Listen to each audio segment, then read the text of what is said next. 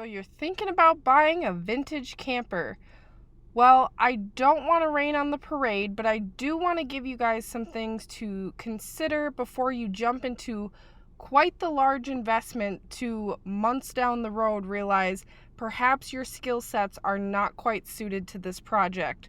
But that being said, these are in no particular order of importance. In fact, I would argue that all of these things to consider are very important because for each person, it's going to weigh on you differently. So, I have grouped these into two categories, one being overall general things to consider, and the second part being mechanical, operational things you'll need to know.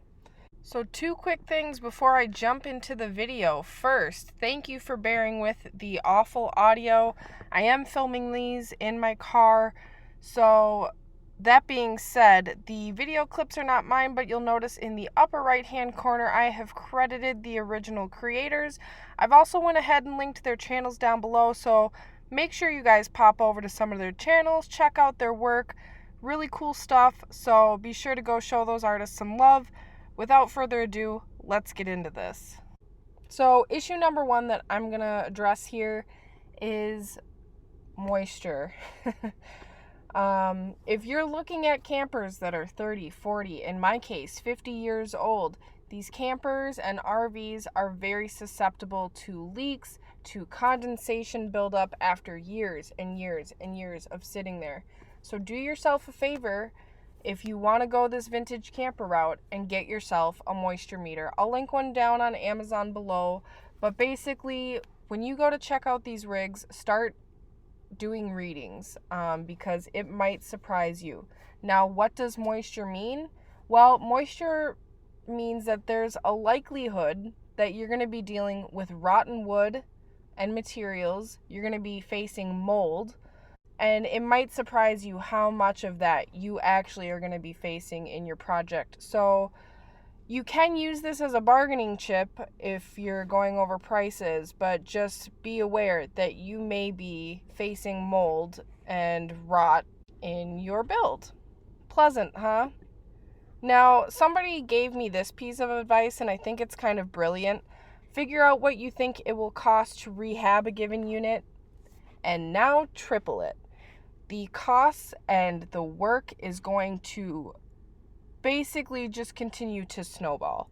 Be aware that whatever you think you're going to be budgeting, you're probably going to be spending double, if not triple that. So now let's get into some of the build aspects. Well, you know that saying, they sure don't make them like they used to? Yeah, that can sometimes be a good thing. Like in the case of regulations on building materials. Now, that doesn't really come into your favor when you're talking about a vintage camper because you could be facing things like asbestos, lead paint, different types of materials in the adhesives they use or the insulation. You have to consider that we've come a long way in terms of regulating these things, but if you're buying a unit that was built in the 60s, yeah, chances are it could have some harmful materials. Now, do you want to be handling this yourself? No?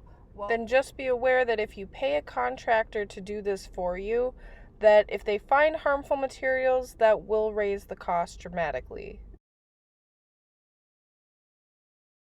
Mechanical parts? Yeah.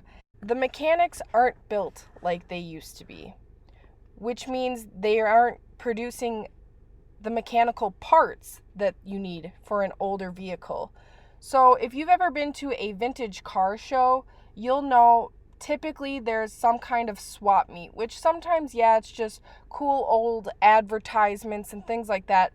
But more likely than not, you're going to see parts. Because you can't find these anymore. Manufacturers aren't making them, which means if something goes out in your rig, well, it's probably going to be a little more tricky than just going down to your O'Reilly's and picking up what you need. So you need to be considering that. So what else do you need to consider? Well, parking is a huge thing. once you've built this thing out, yeah, you're going to want to take it out and go on trips and go camping and all those fun things that we do. But where on earth are you going to park?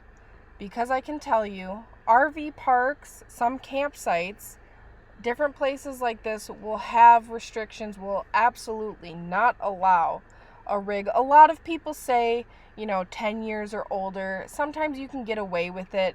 But really, if you're going vintage, if you're going, a 60s camper, a 70s camper, good luck. Now, there certainly are justifications behind that, and I can go into that in a different video. RV parks might not be as friendly to you, or campsites for that matter, as you think they might be. And if you think you're going to do a lot of stealth camping, well, no, you're not. I was trying to think of a nice way to say this, but no way on earth are you going to have a kick-ass, because let's be real, they're cool. Vintage campers are cool. No way on earth are you going to have a cool old camper and not be bothered. In fact, go on a weekend camping trip, go tent camping, and now envision every single time you go in or out of your tent, someone is coming up to you and saying, "Wow, that's a really cool tent. Can I look inside?" Because the reality is that's what's going to happen if you have a vintage camper. Stealth parking is an absolute no-go. All right, friends, and the last part to consider before we move into the mechanics and the operational side is what's happened to this rig before it landed in your hands. How many owners did it have? What were their intentions? What was the work done? Because chances are, if you see a rig that's a really good deal and it's been passed around from person to person to person, they've all maybe done some kind of piecemeal renovation to this thing, which means painting over wallpaper and all sorts of goofy stuff that you're going to have to undo. It's just going to add to the work that you're going to have to do before you can really get in there and make it the way you want. So these are things that you need to consider. Okay, friends, so now that we've got those types of considerations out of the way, let's start talking about the operational side, because there are a lot of things that you're not probably thinking about that are going to come into play here. And the first being gas mileage. Typically, vintage campers run anywhere from 7 to 9 miles per gallon. What I tend to see is 7.5 miles per gallon. Now, in a newer RV, you're getting 25. That means you're getting over 3 times the gas mileage. So think about how often you want to be filling up, how much money you want to be spending going from town to town. If you think you're driving this thing cross country, you absolutely can if you get it maintained, but it's going to cost you a boatload and you're going to be stopping quite a bit. So gas mileage is seriously important, and it's something that is very easily overlooked because it's not really something that you're physically inspecting in your rig. Something else to think about, particularly if you have an interest in hiking or exploring mountainous regions, are hills. Driving these old RVs in hilly or mountainous environments is a rather sketchy situation. So be aware that these vehicles do not perform quite like new ones do. So the next thing, a lot of these vintage campers, particularly RVs, this doesn't really come into play with campers here, guys, is the engine. My Winnebago has the engine built right into the cab, right next to the driver's. And a lot of these vintage campers are built that way too. Now, if you think you're going to have these pleasant drives and these great conversations with your partner, and you're going to be listening to tunes and having a great grand old time, let me tell you that's probably not what's going to happen, because you've got an engine literally right next to you, between you. All you can hear is the noise. An engine is noisy, noisier than you really realize with the way cars are built today. But when you have one in your cab with you, boy. And if you think it's hot on a summer day, just camping out in your RV, imagine after you've had an engine running inside your rig. Let me tell you, it's hot, it's noisy.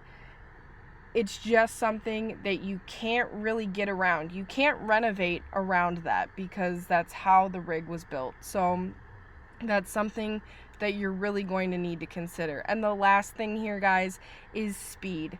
Are you a person that likes to drive fast? Because let me tell you, in Moose, I'm not getting over 60 miles an hour. And at 60 miles an hour, it starts to really shake. And I mean, like, really shake. And it's rather terrifying. And I've got people whipping around me, upset that I'm driving so godforsakenly slow. Now, there's no getting around that. It's an old rig. It's just not going to keep up with the speeds that people drive today. So that is what I could come up with off the top of my head, and consulting some of my friends in this mobile lifestyle on some of the groups that I am a part of.